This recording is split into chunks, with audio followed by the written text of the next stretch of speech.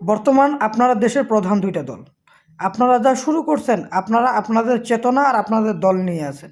আপনারা কেউ দেশের কথা ভাবতেছেন না, দেশের মানুষের কথা ভাবতেছেন না। আপনাদের উচিত দুইটা দলকে একসাথে হয়ে সমন্বয় করে আপনাদের উচিত দেশের মানুষের জন্য কাজ করা, দেশের জন্য কাজ করা। অথচ আপনারা এগুলা বাদ দিয়ে ৭১, ৫২, ৫৪, ২৪ তা নিয়েই শুধু পড়ে আছেন।